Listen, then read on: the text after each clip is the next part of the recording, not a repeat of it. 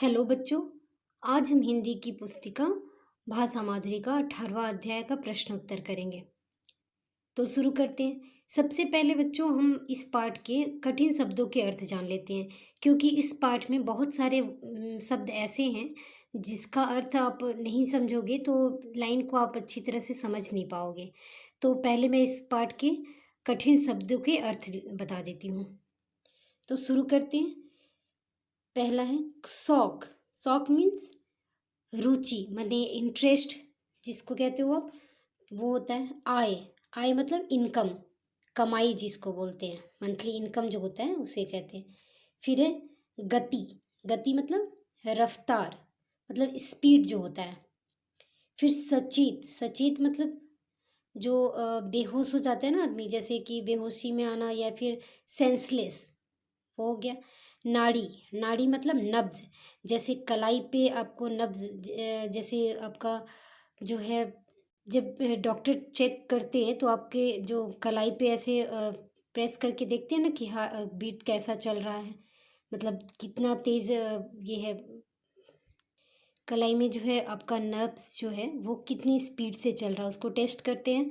तो वो हो गया नाड़ी। फिर है भुजा। भुजा मतलब हाथ।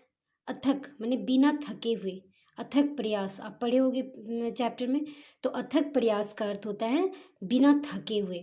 आशा। आशा मतलब उम्मीद। ठीक है। तरन ताल। तरन ताल इस पाठ में आपने बहुत बार देख पढ़ा है। तो इस तरन ताल का अर्थ होता है आपको स्विमिंग पूल। जो स्विमिंग पूल होता है उसको हिंदी में तरन ताल कहते हैं। जैसे वहाँ पे बेटी टीना जो थी वो एक्सरसाइज के लिए जाती थी ना। आप देखते होगे स्विमिंग पूल में जब स्विमिंग करोगे तो आपको हाथ पैर दोनों ऐसे फ्लैक्चुएट आगे पीछे बढ़ाना पड़ता है। तो उससे क्या होता है, ये एक तरह का एक्सरसाइज है। तो इसे करने ही बेटी टीना जो थी वो तरन ताल जाती थी, मतलब स्विमिंग पूल जाती थी। संतुलन। संतुलन मतलब बैलेंस। शिखर मतलब चोटी। संकल्प यानी निश्चय। आश्वासन मतलब दिलासा भरोसा देना। फिर शल्य चिकित्सा मतलब ऑपरेशन, जैसे जो उसको जो पैर में जो फ्रैक्चर था उसके लिए ऑपरेशन किया गया तो उसको शल्य चिकित्सा बोलते हैं, चीरफाड़ वाला जो होता है। गुर्दे। गुर्दो मतलब किडनी। अवकाश मतलब छुट्टी। चिकित्सक मतलब डॉक्टर या इलाज करने वाला। तो हिंदी में जो है ना बहुत सारे शब्द ऐसे होते हैं कि आप उसी का इंग्लिश में वर्जन करोगे तो आप समझ जाओगे, बट हिंदी में कुछ वर्ड्स ऐसे जो हैं उसको आप नहीं समझ पाओगे। तो इसको एक बार यदि पढ़ लोगे आप तो उसको अच्छी तरह से चैप्टर को एक्सप्लेनेशन में अच्छा होगा। जैसे कि आपका सबसे इम्पोर्टेंट तो तरन ताल, जिसको आप इजी वे में जानते हो। यदि मैं स्विमिंग पूल कहती तो आपको जरा मतलब आप आसानी से समझ जाते, लेकिन तरन ताल बोल देने से आप नहीं समझ पाओगे।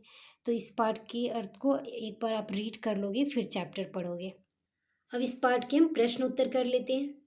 तो पहला प्रश्न है, किन शब्दों ने बैट्रिना को की सोचने की दिशा बदल दी। तो उत्तर होगा, एक दिन बैट्रिना की सेविका ने उसकी निराशाजनक बातें सुनकर उससे कहा कि तुम्हारा नया जन्म एक विशेष उद्देश्य के लिए हुआ है। सेविका के इन शब्दों ने ही बैट्रिना की सोचने की दिशा बदल दी। ठीक है। आप जब कभी भी कुछ परेशानी में हो और आपको कुछ अच्छी बातें सुन के ही आप में एक सेटिस्फेक्शन आता है और आप में एक आत्मविश्वास जगता है, यही बातें हुई थी बैटिना के साथ। ठीक है। तो ये प्रथम जो प्रश्न है उसके उत्तर है। दूसरा प्रश्न है, बिस्तर पर पड़े पड़े बैटिना की आंखों से आंसू क्यों बहने लगते थे। उत्तर होगा, बिस्तर पर लेटे लेटे बैट्रिना के आंखों से बेबसी के आंसू बहने लगते थे, क्योंकि उस भयानक दुर्घटना के बाद उसे लगता था कि वह शायद अब कभी नृत्य नाटिकाओं में नृत्य नहीं कर पाएगी, जबकि नृत्य ही उसका शौक और आय दोनों का साधन था। ठीक है। इसलिए वो बहुत उदास होकर रोती थी।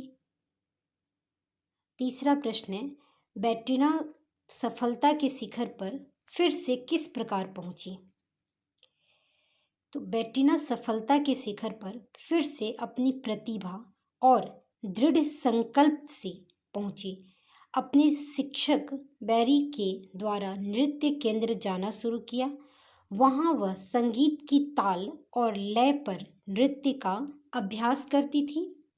2 वर्षों की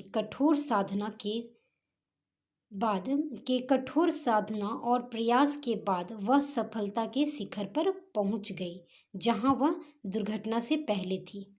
ठीक है बच्चों, तो इस पाठ में आपने क्वेश्चन में आपने पढ़ा ना कि जैसे सफलता के शिखर पर कैसे पहुंची। तो वो इतनी कठोर मेहनत की थी, कितने भी दर्द होते थे, आपने चैप्टर में पढ़ा ही है कि जितने भी दर्द हो, सारे दर्द को बर्दाश्त करके वो अपने मतलब जो आगे बढ़ना चाहती थी उस पर बढ़ती ही चली गई। उसने दर्द को दर्द नहीं समझा और परेशानी को डट के सामना किया परेशानी का, और इस तरह वो अपने पहुंच गई सफलता के शिखर पर। चौथा प्रश्न है, नृत्य के बिना बेटिना का जीवन अधूरा था, कैसे? ठीक है, तो नृत्य के बिना बेटिना का जीवन अधूरा था क्योंकि वह नृत्य नाटिकाओं में प्रमुख भूमिका निभाती थी और नृत्य ही उसका शौक और आय दोनों का साधन था।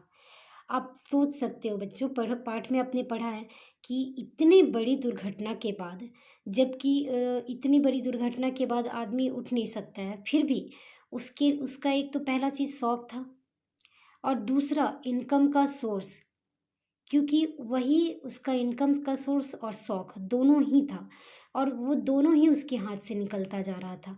और इसको पूरा करने के लिए उसने इतनी कठोर साधना की कि वो आगे पहुंची गई और उसने सारी कठिन परेशानियों को मात देकर आगे बढ़ी गई। तो इसलिए बेटिना का जीवन इस नृत्य के बिना अधूरा था, क्योंकि उसके लिए केवल शौक ही नहीं था, शौक को यदि रोक भी लेती लेकिन इनकम का भी तो वही सोर्स था ना, इसलिए उसे ये शौक पूरा करना ही था। तो बच्चों ये प्रश्न उत्तर हैं। अब अगले प्रश्न पे हम जाते हैं।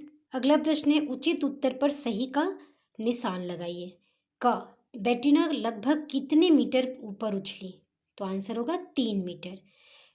टेरिस लिविंस कौन थे? तो टेरिस लिविंस कौन थे? चिकित्सक थे। ग, बेटिना के माता उसे मालिश के लिए कहाँ लेकर जाती थी? तो कहाँ ले जाती थी? तरनताल, स्विमिंग पूल जिसको कहते हैं। ठीक है, रिक्त स्थानों की पूर्ति करें। क, बेटिना डैश में प्रमुख भूमिका निभाती थी, किसमें? तो आंसर होगा नृत्य। ख, शिक्षक बैरी उसकी प्रतिभा और दृढ़ संकल्प शक्ति से परिचित थे। ग होगा, अधिक दवाओं के कारण उसके डैश में खराबी आ गई, तो गुर्दों में खराबी आ गई थी। अगला प्रश्न है, पाठ में कई स्थानों पर विशेषण विशेष्य शब्दों का प्रयोग हुआ है, उसे लिखना है। तो आप देख सकते हैं यहाँ विशेषण और विशेष्य पाठ से ही चुन के आपको लिखना है। यहाँ मैंने लिख दिया है, पाठ में और भी बहुत सारे विशेषण और विशेष्य शब्द हैं, आप उन्हें भी चुन के लिख सकते हैं। जिसकी विशेषता बताया जाए और जिसकी उसे क्या कहते हैं? विशेष्य। और जिसके बारे में बताया जा रहा है वो हो गया विशेष्य, और जिसकी जो विशेषता बताया जा रहा वो हो गया विशेषण।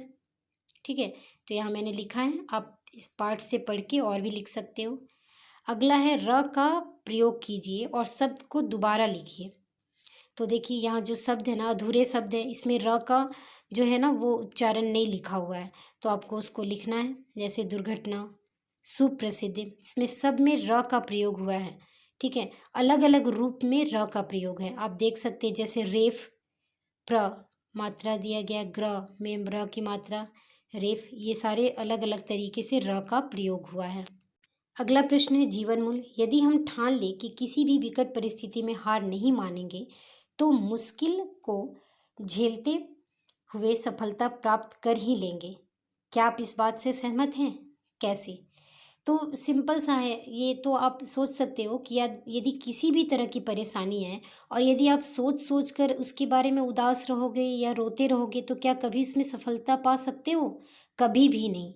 उसके लिए क्या करना होगा? आपको दृढ़ निश्चय करके और डट के आगे बढ़ते रहना होगा, तो निश्चय ही आपको सफलता मिलेगी। क्योंकि केवल आप यदि तकलीफ में रहोगे और परेशानी में उदास रहोगे तो कभी भी सफलता नहीं मिलेगी। बल्कि मेहनत से आप आगे बढ़ के वो सफलता प्राप्त कर सकते हो। तो क्या लिखोगे? आप इस बात से सहमत हो तो सहमत लिखोगे, और यदि आपको रोना और उदास होना ही अच्छा लगता है तो आप वो लिख सकते हो। तो ये तो आपकी सोच है। तो बच्चों, इस बात को याद रखो कि कभी भी किसी भी विकट परिस्थिति में या कठिनाई में लड़ के, झगड़ के, रो के या उदास होके कुछ भी नहीं पाया जा सकता है। उसका एक ही उपाय है, सिर्फ कठिन मेहनत और सफलता प्राप्त करने का एक ही साधन है, जी तोड़ कोशिश करना। तो बच्चों, इस पाठ के सारे प्रश्न उत्तर समाप्त होते हैं। इस पाठ से संबंधित यदि अगर कोई अन्य प्रश्न भी हो तो आप पूछ सकते हैं कमेंट बॉक्स पे, मैं उसका जवाब अवश्य दूंगी। धन्यवाद।